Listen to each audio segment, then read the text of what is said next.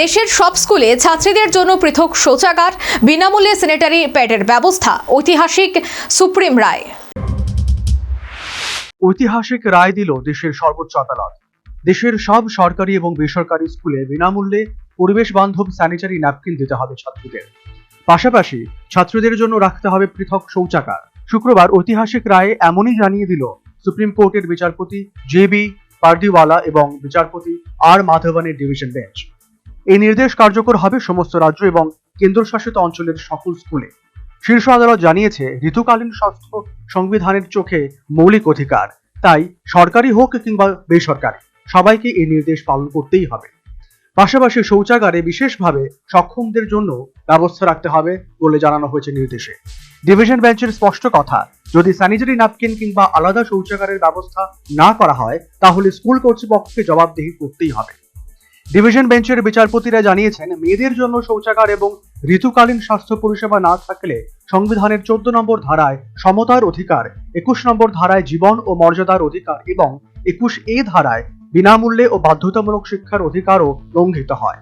ছাত্রদের স্বাস্থ্য সুরক্ষাতেও বিশেষ জোর দিয়েছেন বিচারপতিরা। জানানো হয়েছে, অতিরিক্ত ইউনিফর্ম রাখতে হবে যাতে হঠাৎ সমস্যা হলে মেয়েরা যেন আতঙ্কিত না হয়ে পড়ে। একই সঙ্গে স্কুলের শৌচাগারে ঋতুকালীন সময় ব্যবহারের জন্য সাবান, ওষুধের মতো সমস্ত প্রয়োজনীয় সামগ্রী রাখারও নির্দেশ দেওয়া হয়েছে। এদিন মূলত 3টি নির্দেশ দিয়েছে আদালত, যা সব স্কুলকে বাধ্যতামূলকভাবে মানতেই হবে।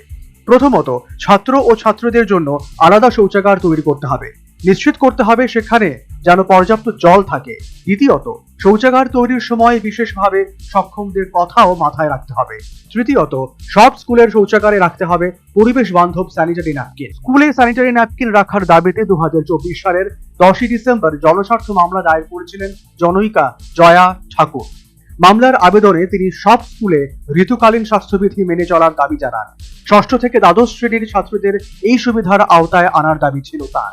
সেই মামলাতেই এই নির্দেশ দিয়েছে সুপ্রিম কোর্ট। সংবিধানের 21 নম্বর অনুচ্ছেদে মানুষের মৌলিক অধিকারগুলির উল্লেখ রয়েছে। সুপ্রিম কোর্ট জানিয়েছে, মহিলাদের ঋতুকালীন স্বাস্থ্য এই অধিকারের মধ্যেই পড়ে। তাই সমস্ত সরকারি এবং বেসরকারি স্কুলে ছাত্রীদের স্যানিটারি ন্যাপকিন দেওয়া বাধ্যতামূলক, অন্যথায় স্কুল কর্তৃপক্ষকে জবাবদিহি করতে হবে বলে সাফ জানিয়ে দিয়েছেন বিচারপতিরা। National bureau report, news vanguard.